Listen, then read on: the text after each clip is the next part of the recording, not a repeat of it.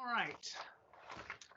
Belle, thank you for your time and for your wisdom on all of this. My first question is I wonder if you can go back to the beginning of what was then the national campaign 25 years ago, and tell us why you launched the national campaign. Why were you committed as an economist to reducing unintended pregnancy?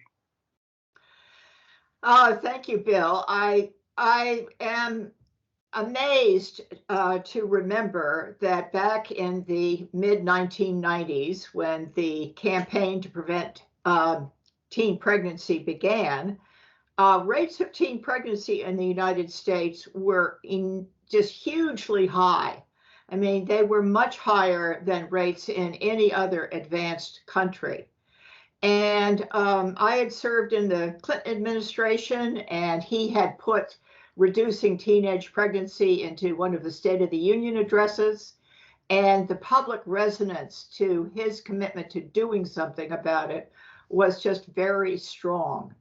And it was sort of that idea that maybe we could do something about this. And there was no leadership group at that time really working specifically on reducing teenage pregnancy, made us decide we should found a new organization and do something about that. Now, I have discovered, looking at the latest data, that teen pregnancy rates have declined by 72% since the early 1990s. That's a record low, and it's a huge accomplishment. And our vision at the beginning of this campaign was that we would achieve or try to achieve just such a reduction. In fact, we set a goal way back then. We used to call it a big, bold, hairy, audacious goal to reduce the teen pregnancy rate by 1/3 in 10 years. And everyone said, you'll never be able to do that because people have been trying for a long time and not succeeding. Well, not only did we achieve that goal, we went beyond it. First of all, we expanded the mission to include reducing unplanned pregnancy. And there's still a problem there. 45% of all pregnancies in the US are unplanned. And so there's still more to do, but I'm very proud of what this organization has achieved. And I believe that that's changed people's lives. I think it's reduced child poverty. I think it's led to more employment and educational opportunities for young people. And I think it's led to more social justice because it's helped to reduce gaps between genders and between races and between people with high incomes and those with low incomes. And so I think we've achieved a lot of social goals in the process. You know, Belle, this is not surprising that I would associate research with someone like you, who is committed in research, but you made sure that the campaign had a very strong foundation in research. Why is that so important? Well, I think as we're seeing now in the context of the coronavirus, facts matter, science matters, and if you don't get agreement around the facts and have consensus about the science, you aren't anywhere. So I think that that was just something we really wanted to emphasize. Now, there were a number of things, by the way, that I think made this organization distinctive. There are many organizations in this field, and they're all doing good work, and I applaud and support all of them. But I think some of the things that have made this particular organization most distinctive has been, first of all, this emphasis on facts and on research and on data. But secondly, on changing the culture and changing attitudes and working with the entertainment media to do that. Secondly, working with state and local governments and with faith-based organizations and with schools and community colleges. We have never been just a group that sits in Washington and doesn't get out into the field and doesn't work with many other leaders. You can't just do this by sitting in an ivory tower and spinning out your research. But I think that we were very strategic, nevertheless. You know, we thought hard about how do you reduce teen or unplanned pregnancy? What are the most effective programs? We put out reports authored by the best academics in the field on what were the best and most effective ways to reduce teen and unplanned pregnancy. And we studied ways of working with the media and with other groups to change attitudes and to change practice in the field. So research was important to all of that.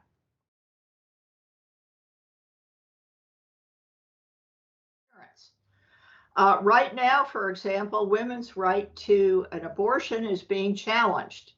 And I have personally always believed that abortion should be available to those who need it, although I respect those with a different set of values.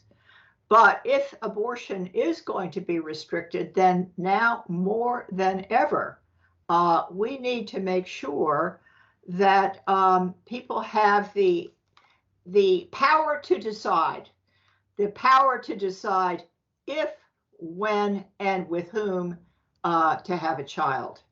And so that mission couldn't be more important, and it's in fact more important than it ever was.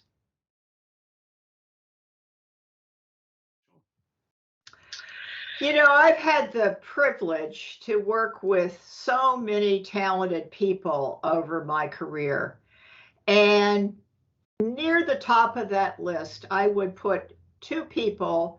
One is Sarah Brown, and the other is Andrea Kane. And by the way, I'm only just getting to know the current leadership of Power to Decide, but so far I'm very impressed. And it's wonderful that there's still a absolutely terrific team working on these issues at Power to Decide. But going back to Andrea, because she did meet an untimely death recently, and we all miss her very much. What was it that was so special about her? First of all, you know, she was just very smart. And by smart, I don't mean just naturally smart. I mean, she read everything. She knew everything there was to know about a topic. How she kept up with all of the reading she did, I'll never figure out. Secondly, she had the fabulous ability to get along with other people. She knew just about everyone. They all respected her. And I think one of the reasons she had such strong relationships is because she always listened. And she listened before she spoke. And she understood where people were coming from. And she was therefore able to meet them where they were and not just where she might have happened to be at the time. And that is a very unusual ability. And she has had a legacy on top of all of that, I think, in terms of the people that she's hired and mentored and worked with, not just at Power to Decide, but all around the country. And it's like she's like a Johnny Appleseed. She's gone around and injected all kinds of people, including leaders in other sectors, with her vision of the world. And so she is just someone that has a really important legacy that we should all be proud of. That's wonderful, Belle. That's exactly right. A nice tribute.